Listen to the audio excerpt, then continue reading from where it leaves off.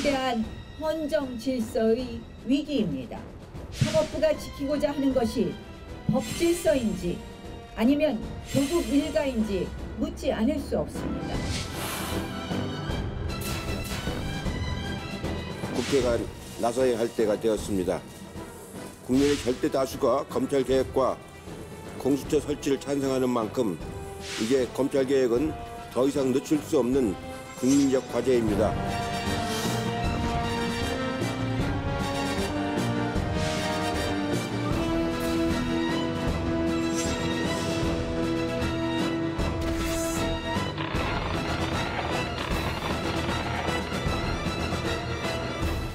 오늘 나온 갤럽 조사에서 국정농단 이후에 자유한국당의 지지율이 가장 높게 나왔습니다. 자, 최민희, 김희정 두 분 전 의원의 날카로운 에둘러가지 않는 의견 듣겠습니다. 어서 오십시오. 반갑습니다. 윤석열 검찰총장 의혹 관련해서 질문하기 전에 하나만 아주 간단하게, 진짜 간단하게 하나 여쭤볼게요. 두 분 보시기에 어때요? 최근에 조국 장관 보도와 관련해서 KBS의 보도가 일부 진보 진영 인사들의 비판처럼 지나치게 비판적이라고 보십니까? 조국 장관에 대해서? 그러니까 우선 저는 딱 한 가지만. 네. 그러니까 검찰의 피의자 김경록의 인터뷰한 내용을 뭐 확인 취재할 수 있다고 생각해요. 그런데 아쉬운 것은 KBS가 조국 장관 내 가족의 그 법률적 문제점을 따지고 의심하는 만큼 검찰에서 흘러나오는 그 피의 사실들이 이게 공정한가, 이게 맞는가 확인 취재를 했을까? 네. 이게 제가 드리고 싶은 의문이고. 그러니까 KBS 보도가 지나치다고 보세요? 조국 장관에 대해서 비판적이다? 저는 개인적인 의견을 여쭤보는 검찰 프레임에 빠져 있는 것이 아닌가 싶습니다. 그래서 네. KBS는 비판적으로 보시는군요. 비판적이고, 그리고 KBS가 조국 장관을 의심하는 만큼 검찰도 권력이기 때문에 권력이 흔드는 그 피의 사실도 의심하고 확인하고 그랬나를 좀 돌아봤으면 좋겠습니다. 자유한국당은 훨씬 더 비판적이시죠? KBS 보도에. 비판적이었었죠. 네. 사실 제 주변에 KBS 뉴스가 옛날 명성에 비해서 예전에는 KBS 뉴스 봐 이러면은 왜 그게 마치 백과사전이나 이게 금가옥조 같은 그런 느낌이 있었거든요. 근데 요즘은 왜해서 포장 안 해주셔도 되고요. 아니 자유한국당에서 KBS 매우 안 비판적이시잖아요. 본다라는 사람들이 굉장히 많았어요. 그러다가 조국 사건을 계기로 KBS 살아있네. 그래도 KBS가 돌아오네. 이런 반응을 보였어요. 그래서 저는 KBS가 그 살아있다라는 말은 기자분들이 살아있다라는 그 얘기거든요. 그런데 경영진이 나서서 기자들을 더 잘할 수 있도록 독려하지 못하고 그런 식으로 마크하는 거에 대해서 안타깝다 생각합니다. 자, 제가 진행자라 드릴 말씀이 많은데 알겠습니다. 네. KBS가 진보와 보수 여야로부터 모두 비판받고 있다는 말을 드리고 싶어서 어쩌면 그것이 저희가 균형점을 잡아가는 그 출발점이 아닌가 싶어서 질문 드린 거였고요. 자, 본격적으로 윤석열 총장, 김학의 전 차관의 그 이른바 무슨 접대 제공자로 알려진 윤중천 씨 지금 구속돼 있죠? 네. 수첩에서, 다이어리에서, 명함에서 윤석열 총장 이름이 나왔다는 거예요. 2013년 조사할 때. 그런데 이걸 올해 진상조사위, 대검 진상조사위가 이거 할 때 왜 이걸 덮고 넘어갔냐라고 한겨레 21이 보도했고 한겨레가 그걸 받아서 일면에 이렇게 오늘 아침에 보도했습니다. 일단 거기에 대한 의견 여쭤볼까요? 네. 지금 이 시기에 근거도 없이 왜 이런 뉴스가 나올까? 그리고 책임을 누가 져야 될까? 조국 수사를 하는 데 있어서 윤석열만 없어진다고 모든 게 덮일 수 있을까? 이런 생각이 들었어요. 이거는 윤석열이기 때문에 수사를 하는 게 아니라 네. 대한민국 검찰이라면 명운을 걸고 법무부와 검찰을 바로 세우기 위해서 하고 있는 수사인데 하필이면 그 정점에 있는 분이 검찰총장이다 보니 흔드는 작업이 진행이 되는 게 아닐까라는 생각이 들어서요. 마침 조국 수석이 과거에 했던 SNS의 말을 들어서 한번 말씀을 전했으면 합니다. 옛날에 최동욱 사건, 그다음에 윤석열 총장 관련돼서 전 정권에서 뭔가 핍박받는 느낌이 들었을 때 했던 SNS 워딩입니다. 윤석열 찍어내기로 청와대와 법무장관의 의중은 명백히 드러났다. 수사를 제대로 하는 검사는 어떻게든 자른다는 것, 무엇을 겁내는지 알겠구나. 라는 이 여권의 인식이 이런 기사로까지 연결되는 건 아닐까라는 걱정이 네. 들었습니다. 예, 우선 최동욱 사건은 국정원과 청와대가 한 거 아닙니까? 한겨레가 국정원입니까? 한겨레가 청와대입니까? 그럼 지금 한겨레가 청와대의 지시로 그랬다고 주장하시는 겁니까? 저는 언론사의 보도는 그냥 언론사 보도로 봐야 된다고 생각하고, 그리고 한겨레가 주장하는 것은 뭐 사실 뭐 접대를 받았냐 안 받았냐가 아니라 그런 진술이 나왔는데 왜 그 진술을 제대로 수사하지 않았느냐, 은폐한 거 아니냐, 이런 의혹입니다. 그럼 윤석열 총장에게 그런 의혹 제기할 수 있죠. 그런데 오늘 진짜 벌떼같이 나서서 검찰과 그 온갖 언론들이 단독을 쏟아내면서 지금 윤석열 총장을 옹호하고 있거든요. 이 분위기는 뭡니까? 그러니까 이게 이제 언론이 이런 문제 제기를 했고, 네. 그 문제 제기에 그 언론사가 책임도 져야 되겠죠. 오히려 김어준 씨 같은 경우는 그건 윤중천의 허위 사실이다 이렇게 얘기했더군요. 그러니까 네. 이 부분은 한겨레도 근거가 있을 테니. 아니 뭐 대검에서 민형사상 조치를 하겠다 이렇게 입장을 그 밝혔으니까요. 민형사상 조치를 대검이 한다니까 그것도 참 비판받을 일이긴 한데 언론사에 대하여 뭐 하고, 그리고 네. 그에 대한 방어를 한겨레가 하건, 한겨레가 남아있는 또 뭔가가 있으면 또 폭로를 하건 진행되지 않겠습니까? 오늘 아침에 윤석열 총장이 아마 간부회의에서 아마 한 이야기가 언론에 보도되는 것 같은데 이렇게 이야기했다는 거예요. 나는 건설업자의 별장을 가고 어울릴 정도로 대충 살지 않았다. 20여 년 전 다른 일로 원주를 가봤을 뿐 그 이후에는 원주에 가본 적 자체가 없다. 그러니까 지금 뭡니까? 김학의 전 차관 관련돼서 윤중천 씨의 접대 의혹이 2006년, 7년 이야기고, 이게 이제 문제가 된 게 김학의 차관이 임명된 2013년에 문제가 됐고, 다시 재조사가 올해 이루어졌는데, 어쨌든 그 기간 동안에 원주를 간 적이 없다는 겁니다. 네. 저는 한겨레에 대한 언론 얘기 때문에 조국 장관 SNS를 얘기한 게 아니에요. 이 상황에 있어서 조국 장관의 태도를 가지고 얘기를 하려고 했기 때문입니다. 뭐냐면 오늘의 기자들의 인터뷰는 이 부분 관련해서 조국 장관의 의견이 어떠냐를 물었어요. 그런데 아무 말도 하지 않았어요. 그런데 왜 이걸 가지고 조국 장관에게 묻느냐? 윤석열 검찰총장에 대한 인사검증을 실시를 하고 이 제보가 들어왔을 때 수사를 했던 팀이 바로 조국 민정수석 팀이었기 때문에 그렇습니다.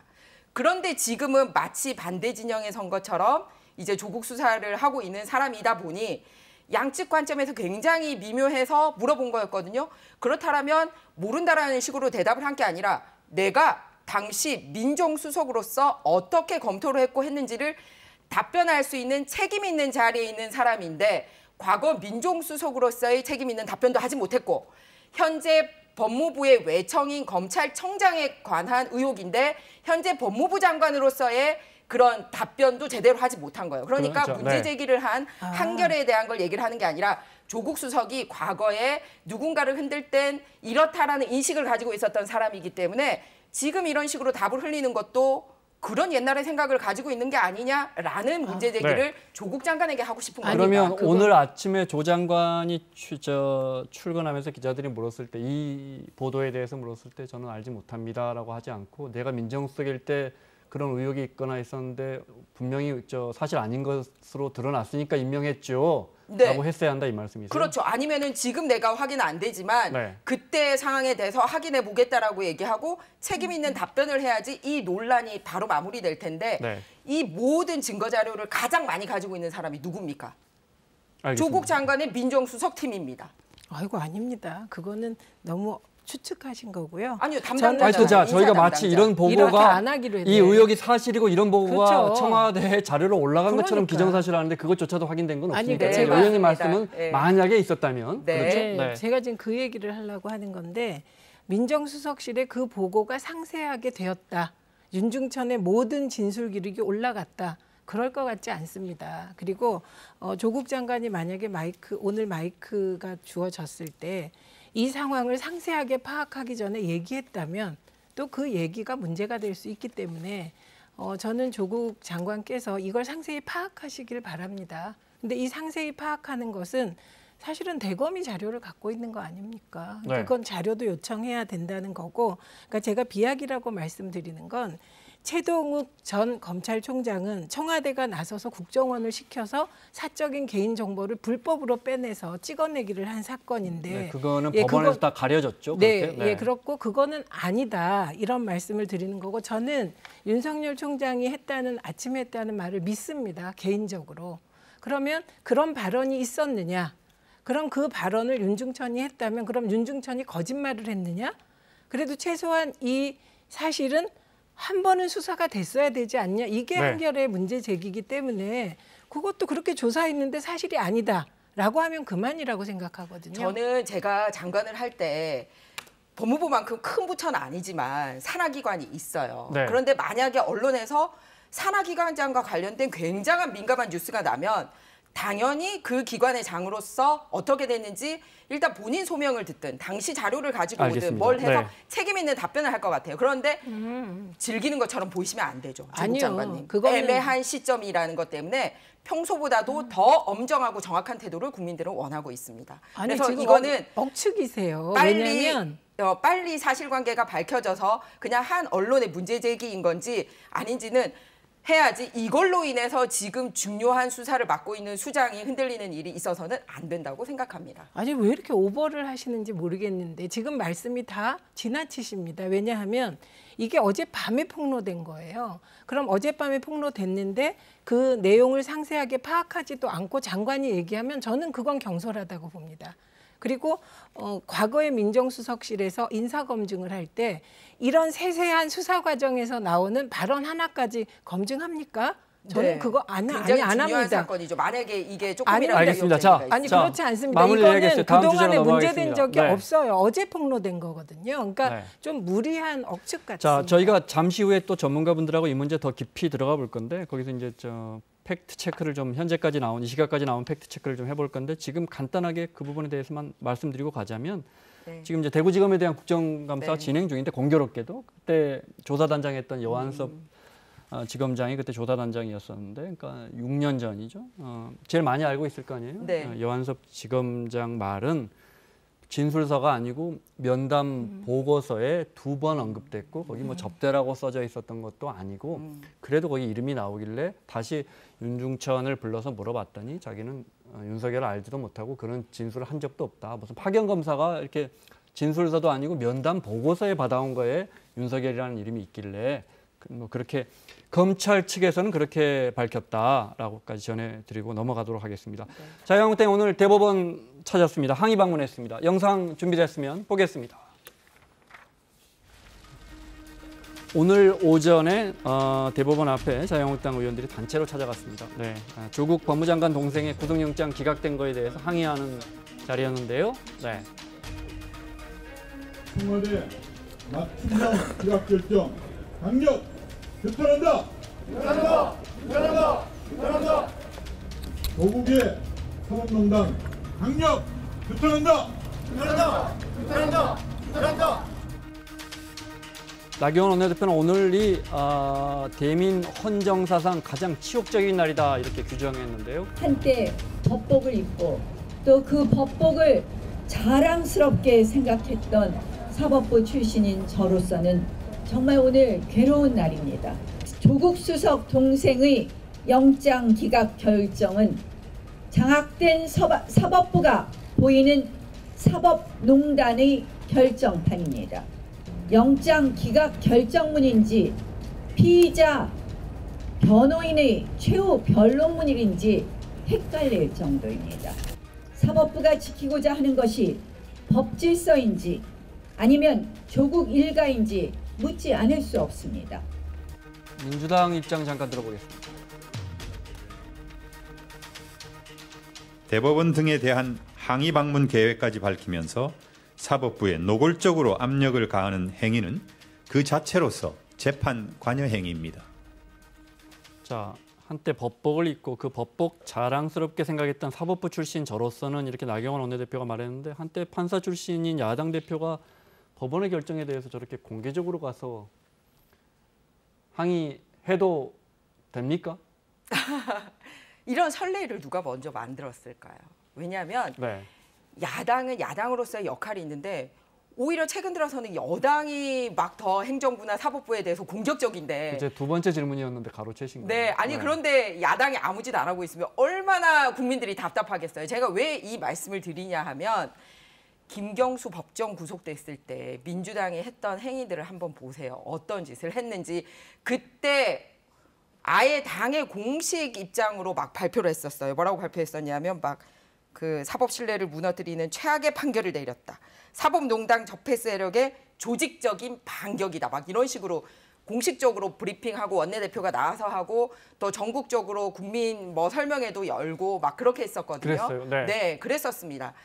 그런데 여당이 나서서 이렇게까지 막 하고 있는 마당에 마침 국정감사 기간이에요. 그런데 야당은 최소한으로서 할 수 있는 기능이라는 게 있지 않습니까? 이거 잘못됐다라고 얘기할 수 있는. 그래서 항의 방문을 한 거를 야, 근데 저렇게 저 진짜 당의 수뇌부들이 우르르 가셔서 저렇게 입간판까지 세워놓고 사실은 이제 성명을 발표한다든지 라디오에 출연해서 법원의 판결을 나는 납득할 수 없다든지 이렇게 말하는 거하고 점점 강도가 여야를 가리지 않고 진짜 강도가 점점 세지는 것 같아요. 그러니까 첫 단추를 잘못 깼다라는 제가 첫 단추를 말씀을 잘못 드렸고 낀 두 번째는 네. 뭐냐면은 자 야당이 쓸 수 있는 동력이 뭐가 있습니까? 그런데 굉장히 이 정도로 심각하게 보고 있다라는 거죠. 예를 들어서 김경수의 법정 구속에 대해서는 뭐 판사 출신이라든지 변호사 출신들 간에도 그럴 수도 있다와 과하다가 관렸어요. 근데 지금은 나오고 있는 얘기가 같은 사법부 안에서 그리고 영장 판사를 하셨던 분들 중에서 거의 90% 이상이 입을 모아서 나오기 힘든 결론이 나왔다라는 얘기를 하고 네. 있어요. 네, 우선 첫 번째 저 말은 가짜 뉴스입니다. 왜냐하면 사법부 안에서는 그 이구동성으로 자유한국당이 내로남불이다 이런 논평이 나왔고요. 그다음에 지금 딱 한 명의 과거에 영장 판사 하던 분이 이제 그런 얘기를 해서 사실관계는 바로 잡아야 되겠고 우선 아마도 민주당이 김경수 지사건으로 그렇게 사법부에 대해서 문제 제기하는 게 멋있게 보이셨습니까? 그때 자유한국당은 그 부분에 대해서 되게 비판했습니다. 네, 그래서 우선은 지금 제가 보기엔 자유한국당이 지지율이 좀 오르니까 교만해진 겁니다. 그래서 자기 마음에 드는 예를 들면 조국 장관을 수사하는 과정에서 70 내지 80군데 압색할 때 압색영장 나왔을 때 사법부 잘한다고 생각하신 거 아닙니까? 그런데 뭐든지 자유한국당 입맛대로 되지 않으니까 지금 저렇게 나오는 거고 세상의 중심에서 자유한국당 만세를 외치는 지금 그렇게밖에 안 보입니다. 여야를 떠나서 이 부분만은 정말로 국민들 보기에는 내로남불을 양쪽에서 다 하고 있다 이런 생각을 할지 모르는데 네. 제가 왜 이 질문 드리냐면 네. 그젠가에도 제가 의원님들께 이 질문 드렸던 것 같습니다. 그런데 오늘이라도 만약에 어디서 사기 혐의로 또는 뭐 절도 혐의로 형을 받고 나오는 사람들이 나 저 판사 못 믿겠어. 민주당도 자유한국당도 판사들 요즘 못 믿는데 하면 어떻게 할 겁니까 입법부에서? 저는 우선 우리 사법부도 거듭나야 된다는 생각엔 변함이 없습니다. 왜냐하면 양승태 대법원장 시절에 청와대와 커넥션이 있었던 게 다 밝혀졌고 그리고 그 양승태 키즈들이 아직도 사법부에 남아있기 때문에 일정하게 사법부가 개혁돼야 된다고 생각합니다. 그런데 예를 들면 이제 영장이 나왔을 때 받아들일 수 없는 판결이 나왔을 때 그냥 입장 표명할 수 있다고 생각합니다. 그런데 법원까지 찾아가서 뭐 이렇게 하는 거는 그건 또 다른 문제죠. 이거는 액션을 취하는 거니까요. 그러나 저는 저것조차 뭐 강력한 야당의 입장이다. 그리고 그 야당이 저렇게 하면 사법부는 영향을 받을까? 어떨까? 이 정도 생각하는 거지. 이 사법부에 몰려갔다? 그 자체가 무슨 극악무도한 문제다 이렇게 생각은 안 합니다. 그러나 의원님 말씀 끊어서 죄송합니다. 우리가 입법부든 사법부든 행정부든 계속 고치고 혁신해 나가야죠. 네. 그런데 지금 법 체계를 믿고 혁신해 나가는 거하고 지금의 법 판결을 믿지 않고 혁신해 나가는 건 다른 거죠. 그러니까 제가 민주당께 여쭤보는 게 아니고 두 분께 여쭤보는 거예요. 그러니까 저는 그 문제 제기에 동의합니다. 네. 동의하고 법 체계의 안정성이 매우 중요하다고 생각하고 지금 나오는 저런 태도들 여든 나든 나오는 건 그동안의 사법부가 여든 야든 국민께 그렇게 신뢰를 주지 못했다는 거의 표현이기 때문에 저 정도 의사 표현하는 거다 여야가 뭐 이 정도 간단하게 듣고 넘어갈게요. 저도 앵커의 문제 의식에 공감을 해요. 사실은 저렇게 하지 않고 서로가 건전한 토론을 할 수 있는 입장이었으면 얼마나 좋았겠습니까? 네. 그런데 말씀드렸듯이 야당으로 쓸 수 있는 행동이나 카드나 갈 수 있는 거를 아무것도 남겨놓지 않았어요. 그게 왜 그랬냐면 제가 앞서는 이제 김경수 재판만 얘기를 했습니다만 이번에도 조국 장관 동생의 영장 그 심사를 앞둔 바로 전날 민주당의 산하 연구원인 민주연구원에서 사법개혁과 관련된 보고서를 내면서 김명수 대법관을 지칭을 하면서 검찰의 수사에 이런 식으로 방관하느냐라고 대법관 이름을 9번이나 거명을 합니다. 이런 식으로 압박을 하고 말만 해도 통하는 여당하고 저기 가서 몸으로라도 이건 잘못된 알겠습니다. 판결이야라고 보여줄 수밖에 없는 네. 야당하고 어느 쪽을 비난하시겠습니까? 아니 지금 말씀하시는 게 그런 민주연구원의 보고서 때문에 명재권 판사가 지금 구속영장을 기각했단 말입니까? 그게 얼마나 시기를 큰 여당이- 명재권 판사에 자, 대한 알겠습니다. 자, 여기까지 듣겠습니다. 여당이 자, 신중하게 네. 그런 시점을 피해서 더 무겁게 일을 했어야 되는데 그러지 알겠습니다. 못한 네. 여당에 대한 아니, 책임을 묻는 겁니다. 어제 문재인 아니, 그 대통령이 책임 물을 삼성에 자격 없으십니다. 아산 거기까지요. 아산 공장 찾았는데 그 영상 잠깐 준비됐습니까? 보겠습니다. 6개월 만에 문재인 대통령이 다시 삼성 공장을 찾았습니다. 네, 저희가 준비한 화면은 직원들하고 문 대통령이 직접 화상 통화하는 장면 잠깐 볼까요? 반갑습니다. 저는 아산 2 캠퍼스 제조 라인에서 증착 설비를 담당하는 박재현입니다. 실험에 불편함은 없으셨는지요? 네, 정말 이렇게 와서 보니까 좋습니다. 네, 괜찮습니다. 요즘 날씨가 갑자기 추워졌는데 감기 조심하세요. 요즘 그 디스플레이 쪽은 일부 핵심 부품 소재 또 장비가 특정국의 의존도가 높아서 수출 통제에 영향을 받지 않을까 국민들이 걱정 많이 하지 않습니까? 이제 그 걱정 안 해도 됩니까? 네, 걱정 안 하셔도 됩니다. 네, 고맙습니다. 네. 노예 삼성과의 협약식이 있는데요. 네. 신규 투자 협약식이군요. 오늘 신규 투자 협약식은 세계 1위 디스플레이 경쟁력을 지키면서 핵심 소재 부품 장비를 자립하여 누구도 넘볼 수 없는 디스플레이 제조 강국으로 가는 출발점이 될 것입니다. 약속드렸듯이 차세대 핵심 대형 디스플레이에만 13조 원 이상을 투자해 새로운 일자리를 만들고 우리 젊은이들에게 꿈과 희망을 주는 기업인의 소임을 다하겠습니다. 아직도 우리 저 대통령과 기업인들 행사하면 좀 어딘가 딱딱한. 네, 자, 문 대통령이 9번째 만났고 처음엔 좀 논란도 있고 했었는데 이제 자연스러워졌고요. 대통령이 뭐 국내 최대 기업 총수 만나는 건 뭐 당연한 이야기고. 문제는 이 부회장 파기환송심이 다가옵니다. 그죠? 참 복잡하죠. 네, 어떻게 보셨어요? 저는 다른 문제입니까 그거하고 대통령이 저는 가서 현장을 격려하는 거하고. 예, 김명수 대법원장과 양승태 대법원장 완전히 다르고요. 그리고 지금 야당이 저렇게 눈을 부릅뜨고 사법부까지 찾아가서 그 원내 대표가 데모를 하지 않습니까? 이런 상황에 사법부가 뭐 함부로 할 것 같지 않고요. 그리고 저는 별개로 처리해 주는 좀 성숙한 모습 보여주시리라고 생각합니다. 대통령이 이재용 부회장과 저렇게 좋은 모습을 아무리 보인들 사법부의 결정과는 전혀 상관이 없다. 아니, 이 말씀이시죠? 이 대목은 참 한 말씀 드려야 네. 되는데 네. 대통령이 재벌 혹은 기업 대표를 안 만나면 안 만난다고 뭐라고 합니다. 반기업이라고 뭐라고 합니다. 네. 대통령이 또 여러 기업 만나고 또 이재용 부회장을 안 만날 수가 없죠. 일본과의 관계나 여러 가지 문제 때문에. 또 그렇게 만나면 갑자기 사법부 판결이 임박해서 왜 만나냐 이렇게 나옵니다. 아니 그런 뜻에서 여쭤본 건 아니에요. 네, 그러니까 네. 저는 대통령께서 심경이 복잡해서 여쭤봤습니다. 네. 경제 행보를 하셔야 되고요. 이제 그걸 보고 심경이 복잡해지는 부분은 조금 그 심경을 조직화하실 필요가 있을 것 같습니다. 이건 이거, 이건 이거 이렇게. 네, 알겠습니다. 저도 대통령께서 경제 행보를 하시고 기업의 애로사항을 청취하고 이런 건 좋은 일이라 생각해요. 그런데 뭐냐면은 안타까운 건 이런 게 왜 뉴스가 되느냐. 첫 번째는 앵커께서 질문하셨듯이 하필이면 그 방문한 기업의 총수가 어쨌든 그 재판을 앞두고 있는 상황이라 네. 파기환송심 됐잖아요.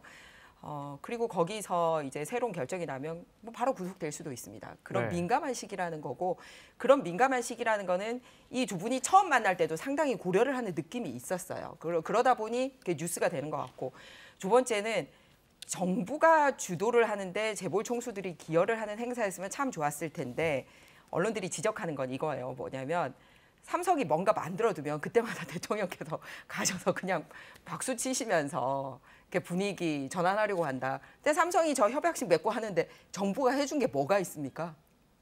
그 보수 진영에서 특히 저 문재인 정부 들어 기업하기 힘들어졌다 이런 표현들 많이 하세요. 네. 구체적으로 뭐가 있을까요? 저는 대기업만 힘들어진 게 아니라 저는 제 주변에 있는 분들 중에 정말 그걸 많이 봐요. 뭐냐면 제가 사례를 하나 들게요. 부산에 이제 일주일마다 왔다 갔다 하잖아요. 네.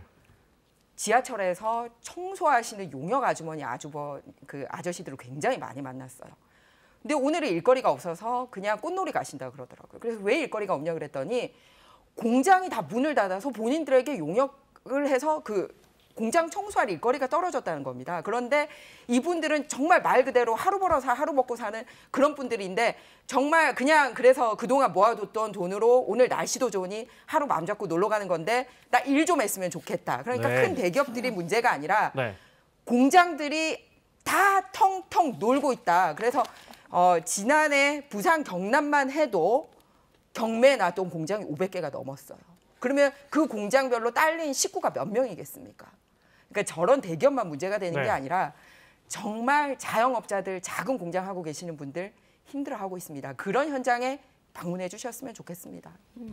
지금 박근혜 정부가 얼마나 경제를 잘못했는지를 자백하고 계신 거예요. 왜냐하면 지금 공장이 문을 닫는 게 갑자기 오늘 어려워지는 게 아닙니다. 공장은 적어도 하나의 공장이 문 닫기까지는 몇 년이 걸립니다. 그래서 제가 이 자영업이 어려운 거, 민생이 어려운 거 인정합니다. 그러면 그 민생이 왜 어려운지 같이 국회가 머리를 맞대고 제발 경제로는 싸우지 말고 정치적으로 갈등을 하더라도 민생 문제에선 힘을 합쳐서 규제 완화할 부분은 규제 완화 법안을 빨리 통과시켜주고 국회가, 그다음에 대기업이 중소기업을 조금 이익을 침해하는 건 좀 빨리 그 관련법도 통과해 달라고 그렇게 얘기해도 자유한국당이 참 이상하게 그 법안에 협조를 하질 않습니다. 그러면 욕만 하고 있으면 민생이 좋아집니까? 국회가 민생이 좋아지게 대책을 마련해야 되고, 그리고 특히 지금 말씀하신 일용직 근로자들에 대해서는 경제가 어려워지면 제일 타격을 받으니까 이때 필요한 게 사회적 일자리이거든요. 공공근로 확대해야 돼요. 그 공공근로 확대하려고 그러면 그 예산 깎는 게 누굽니까? 그래서 경제가 어려운 거 인정하고 자영업 어려운 거 인정합니다. 그리고 민생 어려운 거에 대해서, 그러나 야당은 비난하는 거 좋습니다. 그러나 비난만 하지 말고 국회에서 협조를 해야 민생이 좋아집니다. 그래서 한국당에서는 민부론도 발표한 적이 있고요. 사회적 공공 일자리 말고 기업이 돌아갈 수 있는 걸 얘기하는데 세금 퍼주기로 돌리려고 하는 거 아닙니까? 예를 들어서 2년 전까지 우리나라 한 해 예산이 400조였는데 그걸 2년 만에 500조로 100조를 늘리겠다라는 거는, 그거는 누구나 전문가 아니라도 퍼주는 거는 누구나 할 수 있어요. 그런 식으로 해서 어떻게 경제가 살아납니까? 그런 걸 원하는 게 아니라 영구적으로 돌아갈 수 있는 일자리를 마련해야 되는데 100조씩이나 늘려가지고 일자리 퍼주는 거. 말씀 잘하셨습니다. 그 민부론 일본 책 제목하고 똑같은데 왜 그렇게 자유한국당은 그런 걸 좀 세세하게 생각하지? 왜 이렇게 친일적인 제목을 뽑으셨는지. 그리고 그 민부론은 핵심이 그 낙수이론에 기초한 겁니다. 그렇기 때문에 그저 그런 얘기 하실 상황은 절대로 아니고, 그다음에 경제가 어렵습니다. IMF가 권고하기를 대한민국이 재정 건전성이 가장 높으니 사실은 확대 재정하라는 거 아닙니까? 세계가 우리를 보고. 그런데 그거를 세금 퍼주기로 하고 하면 그건 뒤집어서 얘기하면 국민이 낸 세금을 국민에게 돌려주는 것입니다. 네, 자, 제 기억이 맞다면 박근혜 정부, 이명박 정부 때도 해마다 재정은 7% 정도씩 커졌고 이제 문재인 정부 들어와서는 한 8%, 9% 정도 늘어나고 있습니다. 국정 지지도 마지막으로 여쭤볼까요? 좀 볼까요? 네. 보겠습니다. 갤럽계 오늘 나오죠?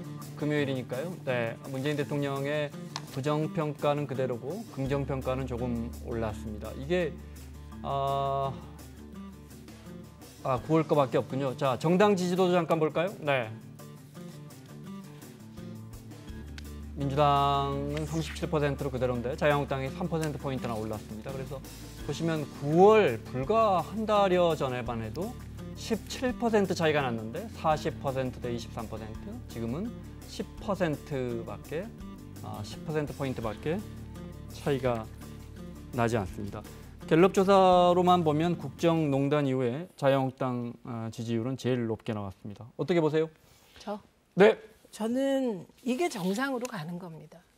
왜냐하면 이게 야당이 그동안에 너무 낮았던 거죠. 그런데 어쨌든 뭐 지금 지지율이 올랐고 야당이 이렇게 지지율이 오르고 그 국민이 지지하는 데 대해서 화답하다 보면 이게 이렇게 갈등이 줄게 됩니다. 왜냐하면 이게 막 지지율이 20% 이렇게 차이 나면 이게 갈등이 증폭될 수밖에 없어요. 그래서 이번 갤럽 여론조사의 가장 큰 메시지는 야당 지지율이 대폭 올랐다. 그럼 저는 자유한국당이 이걸로 예를 들면 교만해지셔서 이걸로 더 문재인 대통령 흔들기에 재료로 쓰지 마시고 국민이 왜 지지하냐. 그거는 민생 살리라는 거 아닙니까? 예, 그래서 네. 좀 그런 쪽으로 국민들의 의견을 수렴하는 쪽으로 가주시면 정말 좋겠다 싶습니다. 네, 마무리 말씀. 저도 여야에 다 주는 메시지가 있다고 생각합니다. 한국당의 지지율이 올랐지만 자력으로 오른 게 아니에요. 현 정권에 이제 실망했던 사람들이 그렇다면 선택할 수 있는 당이 제1야당이니까 한번 한국당에 힘 실어볼까라는 건데 다시 1등으로 올라서려면 타인의 실패로만은 되지 않습니다. 자력으로 뭔가를 할 수 있다는 걸 보여줘야 된다는 거를 한국당은 깨달아야 되고요. 그리고 문재인 대통령은 다른 때는 데드클로스, 즉 그러니까 긍정이 내려가고 부정이 올라가다가도 얼마 안 있어서 바로 보완이 되더라고요. 네. 그 정도로 지지율이 견고했는데 지금은 8월부터 보정이 안 되고 있어요. 그렇습니다. 그죠? 네. 그렇다라는 말은 지금 조국 사태 관련돼서 우리 사회의 정의나 양심이 무너지는 거, 그리고 그거를 개인 비리로 끝나지 않고 청와대나 정부 여당이 함께 옹호하는 거 보면서 과연 이 사회에 정의가 있는가, 그런 걸 세우기 위해서 현 여당을 지지했는데 라는 그런 무거운 메시지로 여당도 받아들여야 될 것 같습니다. 네, 여기까지 듣겠습니다. 최민희, 김희정 두 분 전 의원과 함께했습니다. 수고하셨습니다.